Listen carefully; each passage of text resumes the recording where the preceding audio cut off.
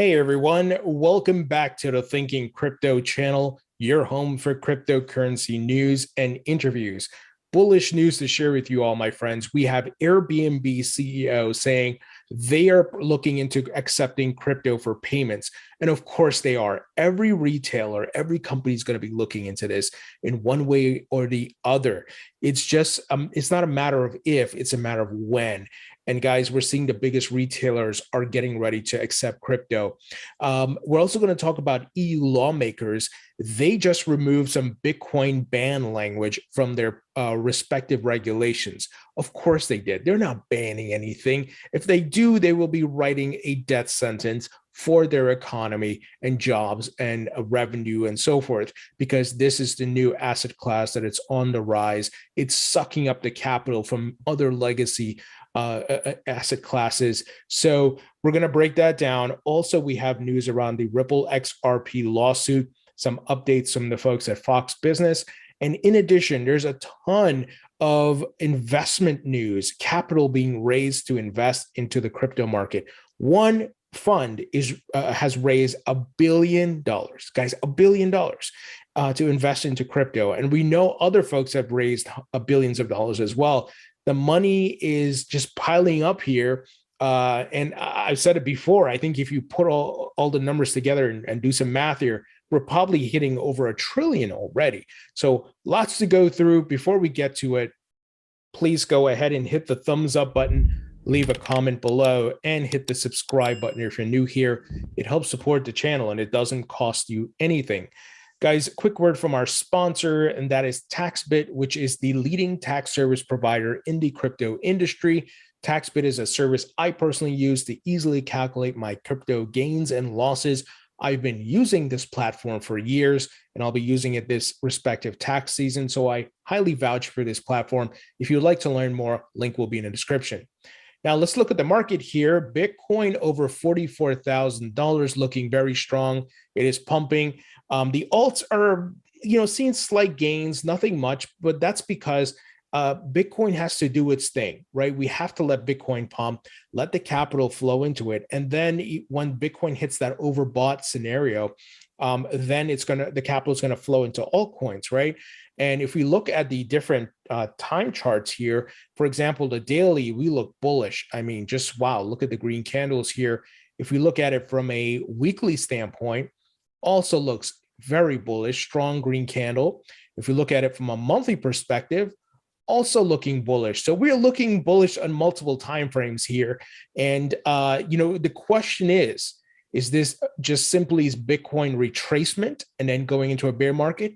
Or is this just one, is this the final leg into a final blow off top that will happen sometime this year? I don't know. Those are some scenarios that are at play here, and different analysts and folks who do technical analysis are looking into and putting out these respective theses, and we just have to be patient and see what happens. Now, BTC Fuel, which is a great analyst here on Twitter, shared the following: Bitcoin closed the month with a bullish divergence. So talking about February, it closed very bullish. And obviously, we are looking at a trajectory of upwards and higher prices. And you can see here with the RSI getting ready to bounce to go back up. So we will have to wait and see what happens. And of course, we've been tracking blockchain backers model here using the 2018 fractal. And my goodness, this thing continues to follow this fractal. It is wild. But we see here Bitcoin is moving up, and this fractal is looking at a 55 to 58K range. And that's where I'll be taking some profits and then waiting to see what happens from there. Nothing is guaranteed, and this is not a certainty, but based on the facts that we have today, this is certainly a strong thesis as to what may happen. All right, let's jump into the news.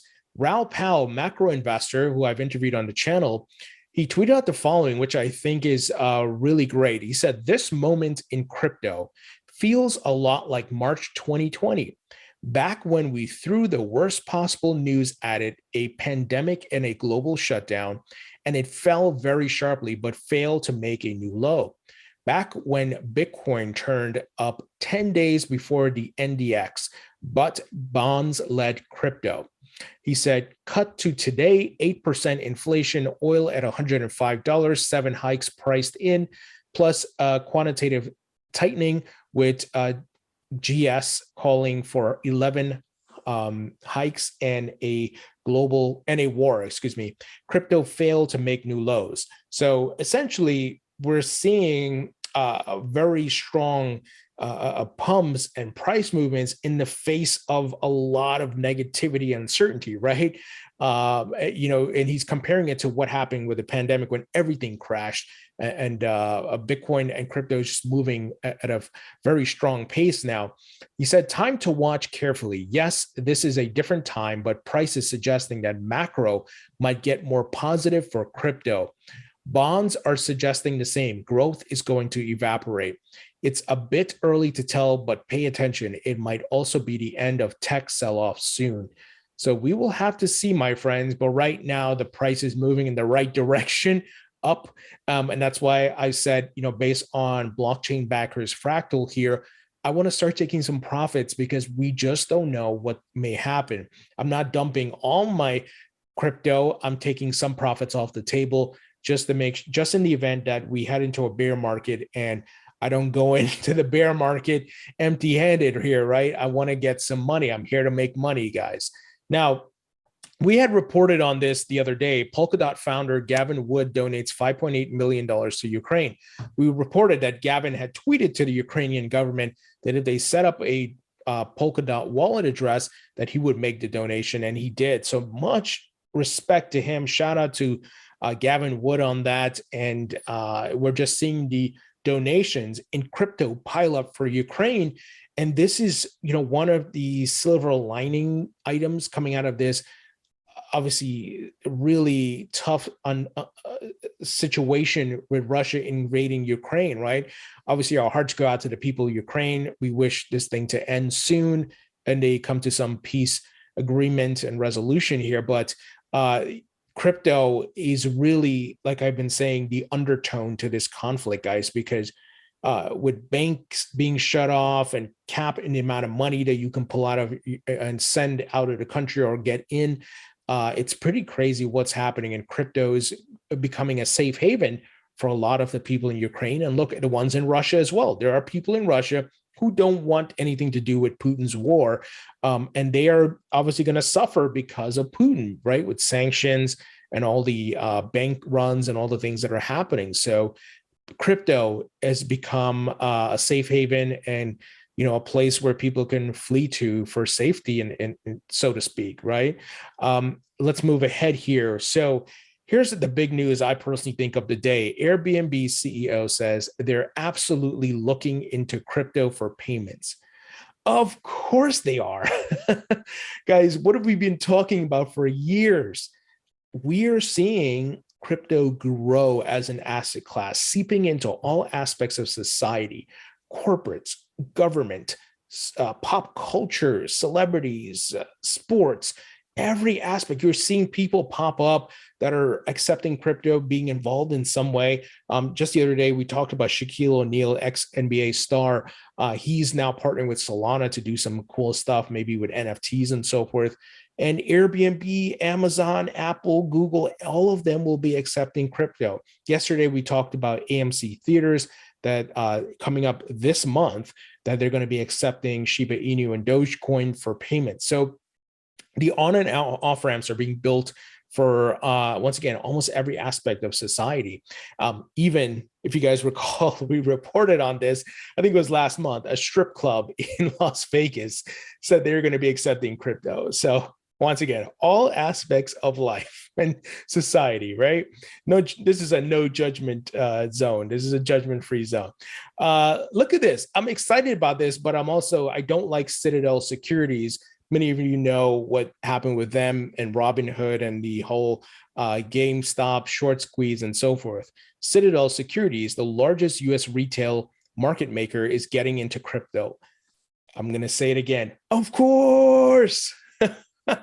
Guys, do you see what is happening here? All paths lead to crypto now. because crypto is sucking up all the capital and the investment money. And people are jumping onto this. And what makes it different from other asset classes historically is the blockchain and the network, right? The network effect. It's global, guys. It's not specific to some country. It is a global network that whether you're a billionaire or the poorest person and you just have $1,000 to your name or whatever it is, right? You can participate in the asset class. Even if you just buy $5 in Ethereum or Bitcoin or XRP or whatever, you're part of the asset class, just like the billionaire who's buying, I don't know, $500 million in Bitcoin. So that is the dynamic, the incredible nature of this technology. It's pretty wild if you think about it. Now, look at this. Lawmakers have removed the Bitcoin ban from the latest version of EU's crypto legislation. Of course they did. They would be, once again, signing their death sentence if they were to do this. With this asset class rising, this technology being the next layer on the internet, if they cut this off, they will hurt their economy, jobs, innovation, and all of that, and they will be left out. So no one's banning anything. We've seen a lot of posturing over the years. China, India, all Russia, right? Everybody just posturing, saying they're going to do this and do that. And I believe China's going to come back. I honestly believe that, because once again, you can't ban this. First, you can't outright ban this. There's no way around it, because people can go outside of exchanges, guys. And there have been sites like Local Bitcoin, which allows you to meet up with local folks and exchange your Bitcoin for cash or whatever it is. So there's no way to ban it. And once again, this thing is so tied to economies and growth and revenue and jobs and so forth. China will be shooting themselves in the foot. I think they'll come back eventually. So legislative language that appeared poised to bar proof of work tokens from the EU is gone from a bill that is set for votes in the coming weeks.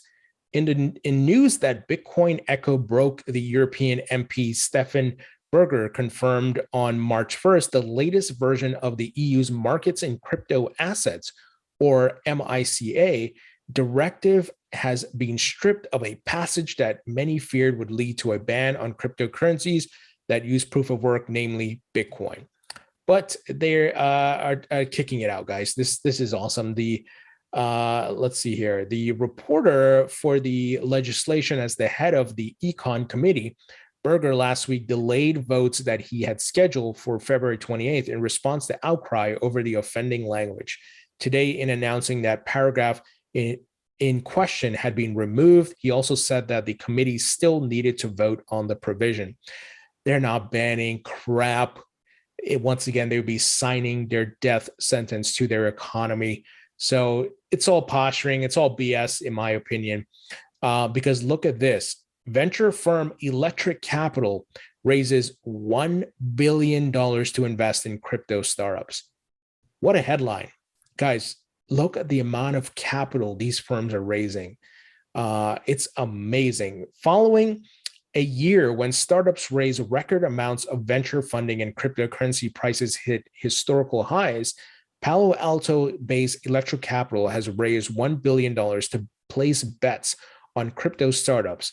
That total includes a $400 million fund closed last year, unannounced until today, to make equity in crypto token investments. So once again, I've talked about this ad nauseum, double dipping, invest in the tokens, right? Which you and I do as well. And also invest in the companies via equity. So once I get some profits from this bull run cycle, guys, I'm going to be looking to do the same, double dipping, investing into some of these respective companies, guys, and diversifying my portfolio. And this, this is a big opportunity. There's never been anything like this where you can, double dip and make money both ways, because crypto assets and tokens on networks didn't exist, right? So really a lot of money to be made here. It says here, plus a $600 million fund closed last month to make token-only purchases.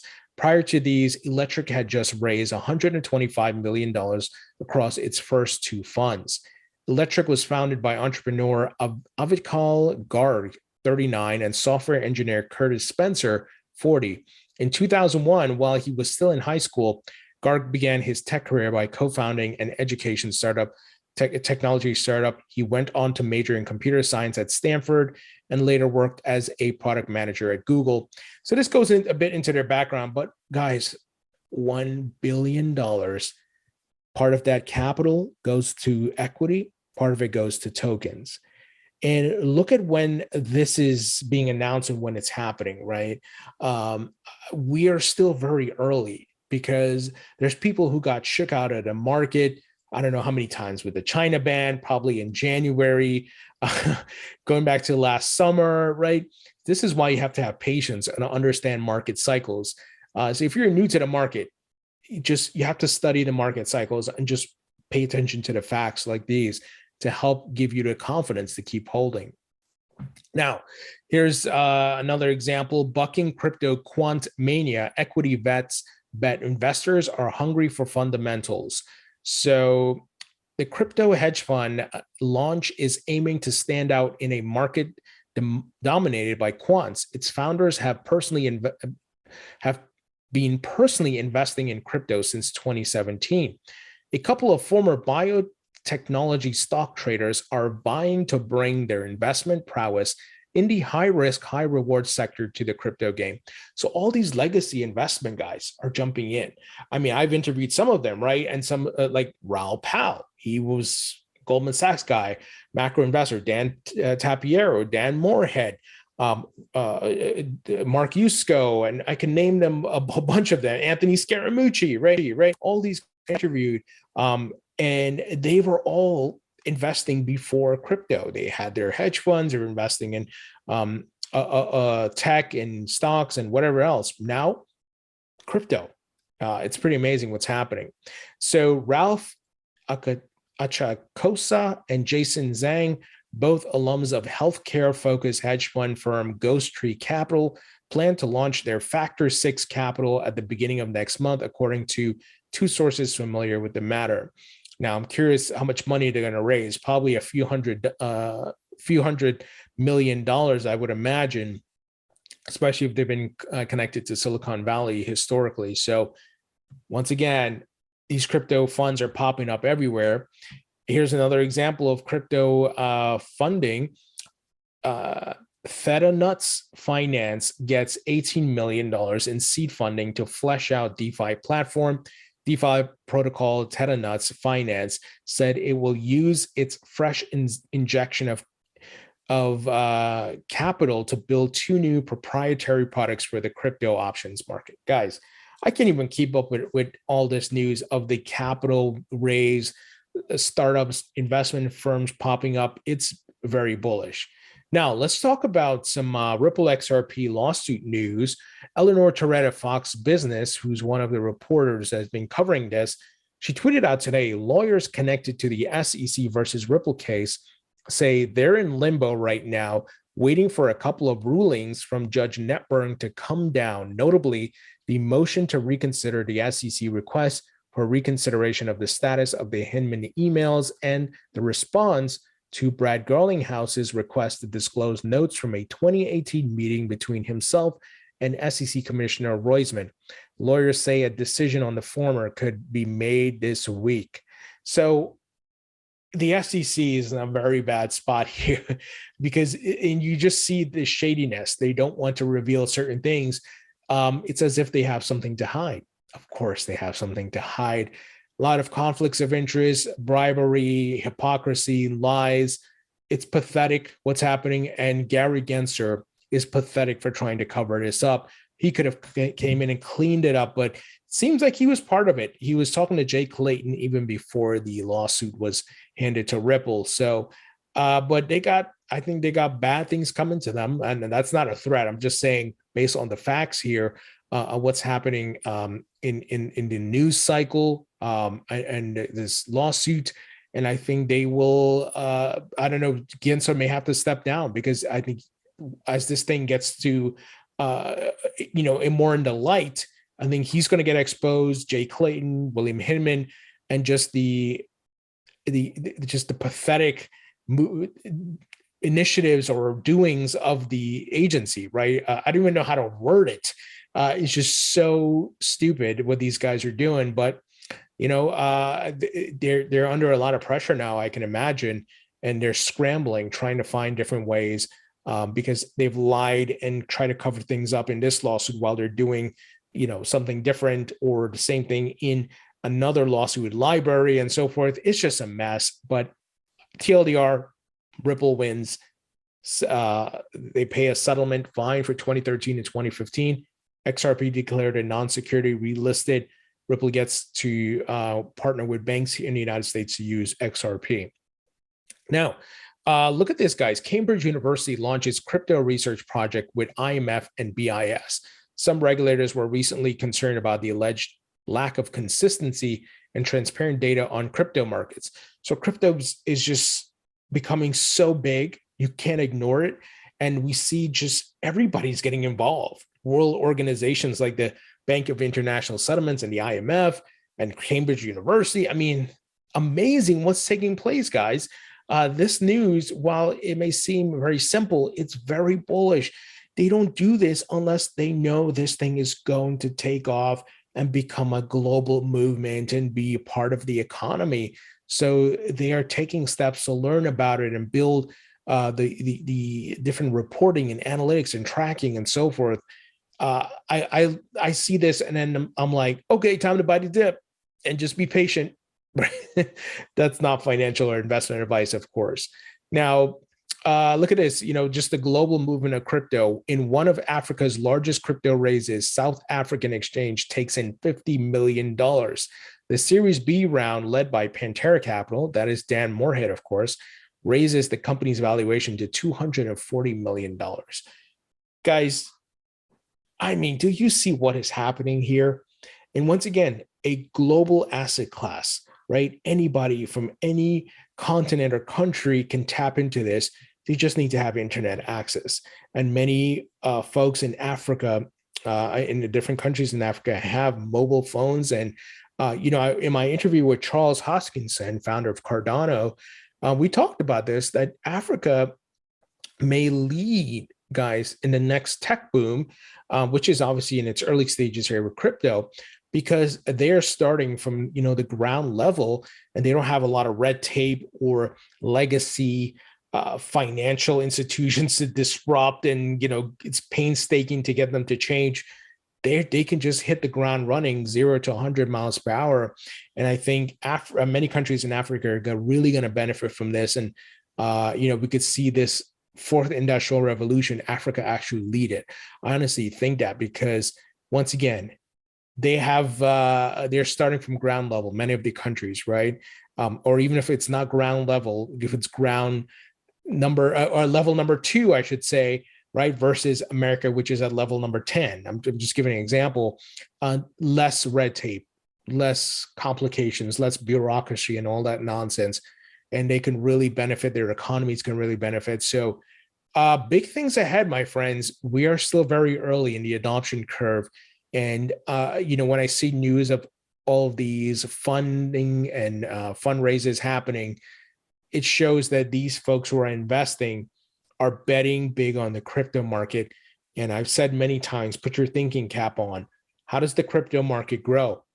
What is the incentive that draws people in? Higher prices. Think about it. Leave your thoughts and comments below. Hit the thumbs up button, share this video, and I'll talk to you all later.